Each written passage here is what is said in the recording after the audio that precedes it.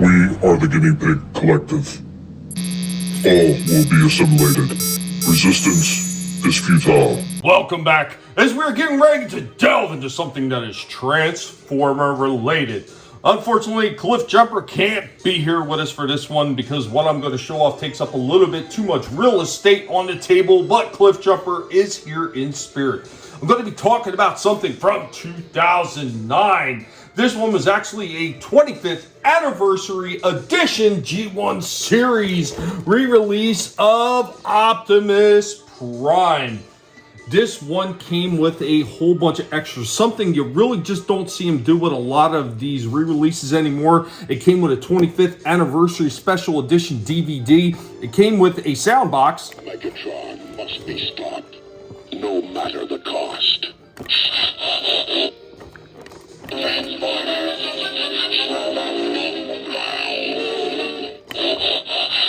I am Optimus Prime.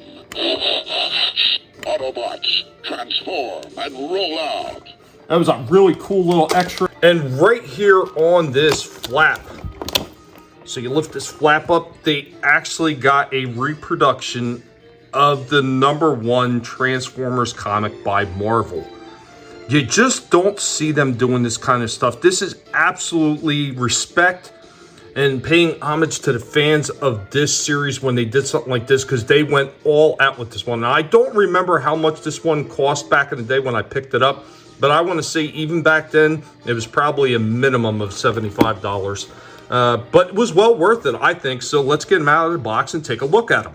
Let's roll. Out of the box, here we go with Prime. You will notice that the smokestacks on this one are a lot shorter than the original ones. To show that off, here we got an older G1. You see those smokestacks are much higher on this guy. It looks like the color is slightly darker on this old school one too. You can actually see a bit of the coloration changes in this one. This is a much darker red. This one is much lighter in color.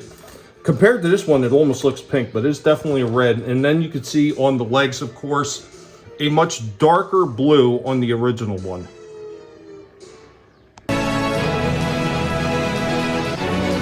With Prime sitting there in his trailer in the back, let's go ahead and transform her. Now, I will mention that one thing that everybody gets wrong when they transform Prime, usually they just pull the legs down. What you're actually supposed to do is you're supposed to push these legs out. They're on a bit of a spring, so you're supposed to push them out like that and turn them up, because it's got this little plastic gear that's right in there. If you don't pull them out when you're turning it out, and probably the best thing you can do in order to do that is do the arms.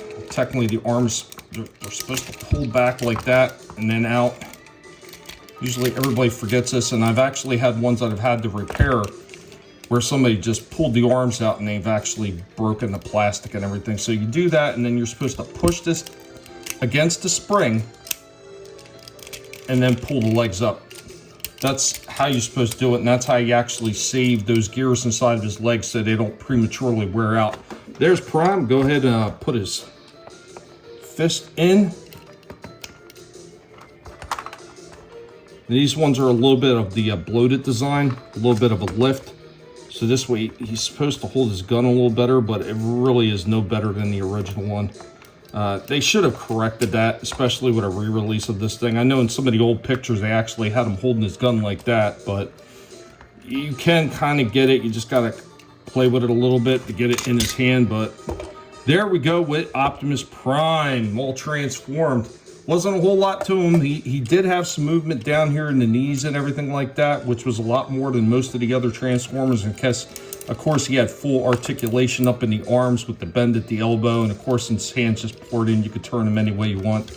His head did not turn, however, though. So if you're thinking his head turned, it did not. Now, as far as die cast on these things, just like the original one, he had die cast down here at the toes. You could see the color difference because this is where the die cast is. No other die cast in the legs here other than the pins that are going through the wheel assembly section right here. And of course, the front of his cab right here.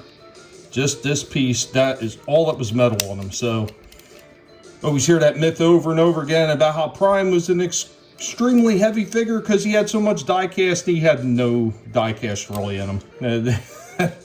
He had a lot of extra rubber on here, on his tires and everything. And the tires are actually branded on this one.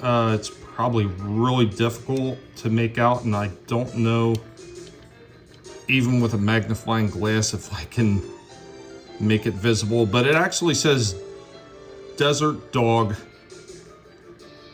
on one side, and it says Formula on the other.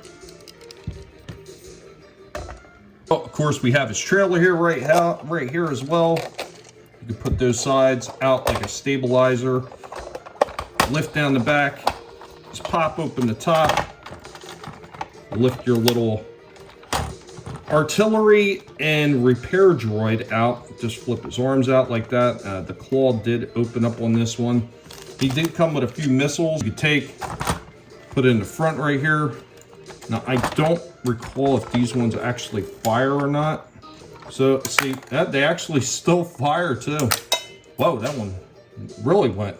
I think the spring in this side is a little worn out. I don't understand why I never used it. It had a little dial on the back right here, so you could spin this little radar dish thing around.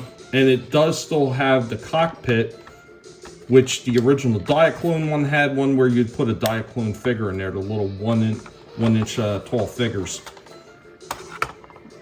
Of course, also inside the deck, there was a couple more seats for some more Diaclone pilots, because the original Battle Convoy, which became Prime, actually came with 3 Diaclone pilots. And of course, you got what became known as Roller. And Roller is right in this assembly, cocks back like that, and then got a little spring loaded, boom, and he goes flying out. And there was talks about Mirage could almost fit in there too, and I think maybe launch out, but I've never tried that. I do have an original Mirage back there. Maybe one day I'll try it, but of course he also comes with what everybody calls the gas pump. You look at this thing though, it doesn't look like a gas pump. It does not look, it actually looks like a welder. And that was one of the things in the original Diaclone. This thing wasn't just a command base.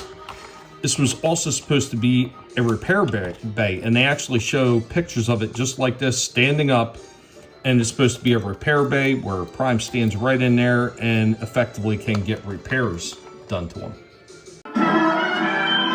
Overall, as a 25th anniversary piece that I still have in my collection, I think this one was exceptional. They really did go the extra mile with all the extras that they put in here.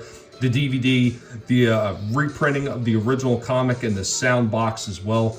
This was an excellent piece to grab back in the day if you can get it. Granted, some of the variation changes in this ones might piss off a few purists, but for those of us that maybe didn't have a Prime in our collection anymore, or maybe didn't have one at all, this was an excellent pickup back in the day. Now, whether or not they will release one with this kind of full glory again, I doubt it very highly, because I think the price tag would be absolutely ridiculous and scare off a lot of those G1 recollecting fans. But guys, that's it for this one. What did you think of this 25th anniversary Optimus Prime that I still have in my collection? I think this one is top notch. If I was giving this one a rating, even with the color variations, the shorter smokestacks and everything like that, the fact that the missiles still fire and everything in there, and all the extras that they threw in with this one, I would still say I would give this one a 10 out of 10. I think this was very well done, and it is a complete wonder if Hasbro can ever manage to show the fans respect and pull something off like this again. Be sure to let Cliff Jumper know what you thought about this one. Later, y'all. Megatron must be stopped, no matter the cost. The Transformers, more than meets the eye. The Transformers.